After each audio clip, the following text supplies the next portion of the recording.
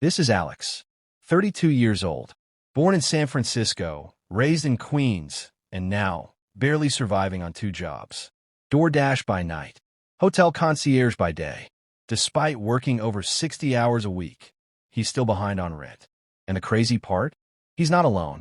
Millions of Americans, yes, even the so-called middle class, are living like this.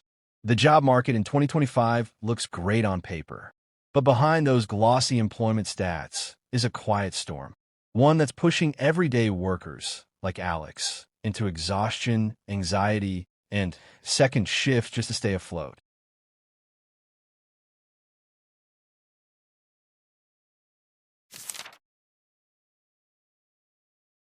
On paper, America's job market looks solid. In May 2025 alone, the U.S. added 139,000 new jobs. Sectors like healthcare, hospitality, and social work are booming. But for workers like Alex, that number doesn't mean hope. It means more minimum wage job listings with fewer hours and no benefits. The average American workweek has shrunk to just 34.3 hours. Not because people want more free time, but because they can't find full-time work. And that $36.24 average hourly wage, it's not what most people make. Chris doesn't even remember the last time he took a real break. Not a sick day, not a long weekend. A real break, where he could breathe without thinking about money. This is the new American exhaustion. Not just physical, but emotional, spiritual.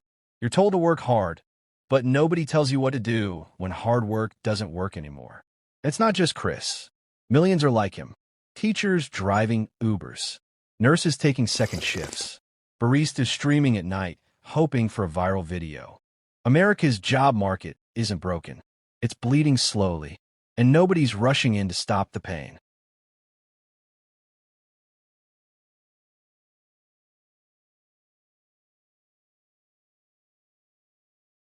He's not lazy. He's tired. Tired of checking his account before every gas refill. Tired of choosing which bill gets paid late. The data says it all. Wages barely move, but prices rise like clockwork. And the American dream? What if this isn't the end of the story? What if this is just the turning point?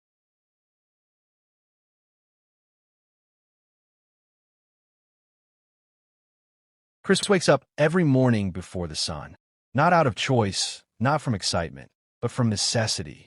The kind of necessity that doesn't ask permission. It's 5:30 a.m. His alarm doesn't just wake him, it reminds him. Reminds him that he doesn't have time to think. No room to breathe. No luxury to reflect. He drags himself from bed. Same sweatshirt. Same jeans. Same cracked phone lighting up with notifications he won't open. Not today. Maybe not ever. By 6 a.m., he's already moving. Not because he wants to, but because stopping costs more than he can afford. At the warehouse, the air is thick with dust and pressure. Heavy crates. Heavier silence. Nobody complains. They all know complaints don't pay rent. At noon, his 30-minute lunch break isn't a break. It's a countdown. A microwaved meal. Scrolling through job listings he doesn't have the energy to apply for. Wondering if this is it. If this is all. By 2 p.m., he's behind a cashier counter in a grocery store, smiling at strangers he'll never see again. Smiling because it's expected. Smiling because there's no room to scream. Evenings don't mean rest. Evenings don't mean rest. They mean transit. He stands on a crowded train, surrounded by hundreds of other souls silently counting down the hours till they sleep, and then start all over again. Back home by 8:30. A kitchen with one chair. A plate of leftovers. A sink full of dishes he'll ignore again tonight. But sleep? That doesn't come easy. Not with the noise in his head. The thoughts are louder in the dark. The regret. The fear. The quiet voice that asks, is this what life is supposed to be? Chris isn't lazy. He isn't broken. He's just stuck. He did everything right. He followed the rules. Got the degree. Took the jobs. Paid the loans. And still, he's barely breathing. And what's worse, he's not alone. There are millions like him. Baristas with master's degrees. Nurses working 2 jobs. Engineers delivering groceries at night. Not because they failed, But because the game was never fair. And in the middle of all this, a tiny notification lights up on his phone. A short ad. One sentence. Build something of your own. He reads it, then reads it again. Something about it feels different. Not a solution, but a spark. He doesn't believe in miracles. He doesn't trust ads. But tonight, maybe he just needs a reason to try. He taps it. Screen glows. Possibility opens. Tomorrow will still be hard. But maybe, just maybe, it won't be the same.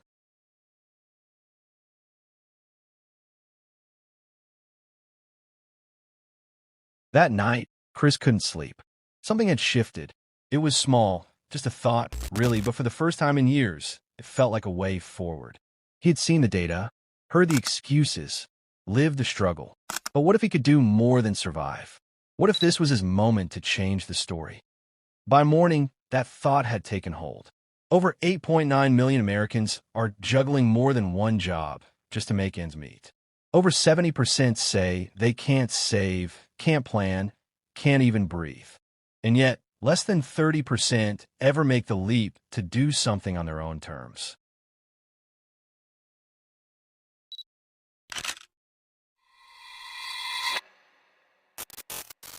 The USA companies layoffs many employees. Chris had seen it all.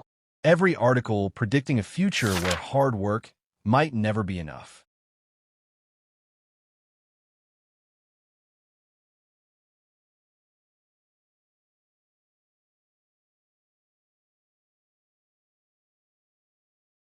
But the reality was also this. Most new millionaires weren't born into money. Many built their futures with tools at their fingertips, tools Chris already had.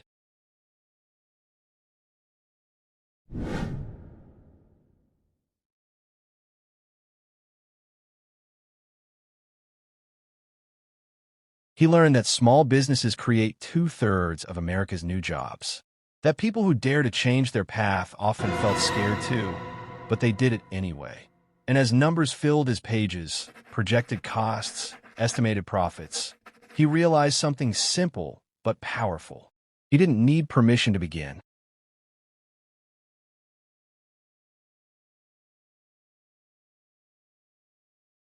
In a world that told him to just keep his head down and work harder, Chris decided to look up and take a shot at his own future.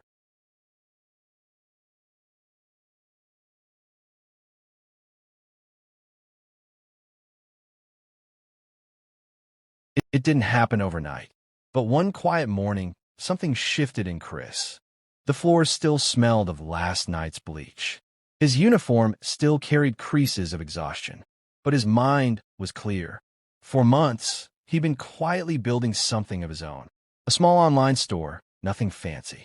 He started with $500 in savings and used a free Shopify trial. He didn't chase trendy gadgets or luxury brands. Instead, Chris studied what people actually bought over and over. The boring, overlooked items.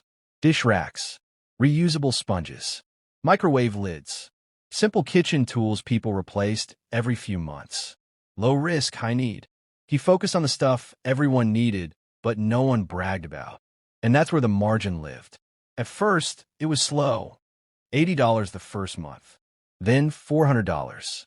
Then $1,200. By month 5, his store pulled in $3,800 in revenue, with $1,300 profit after costs. It still wasn't life-changing money, but it was more than his second job paid. And more importantly, it was his. He used his lunch breaks to answer customer emails, weekends to shoot product photos with a borrowed phone. He turned the corner of his apartment into a mini fulfillment zone, bubble wrap, tape gun, shipping labels. Then came the day. No milestone, no viral video, just a spreadsheet open on his laptop and a quiet moment of clarity. Chris sat at the kitchen table with his parents. "I'm giving my 2 weeks," he said, voice steady. "My side hustle is now paying more than my night shift." They didn't argue. His father gave a long nod. His mother smiled, quietly proud and quietly scared. He didn't celebrate. He just clocked out one last time and clocked into his own life.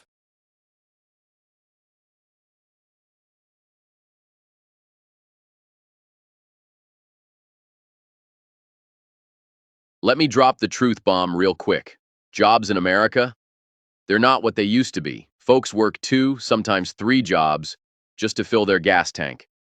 Wages, flat, inflation, eating everything alive, System is broken. working nights, skipping meals, living off hope and cold coffee, till one day I said, enough. Yeah, you want to get shit done, you got to get it done yourself. He didn't chase drop shipping or crypto hype. He studied what broke folks still had to buy. Reusable sponges, dish racks, stuff nobody flexes but everyone needs.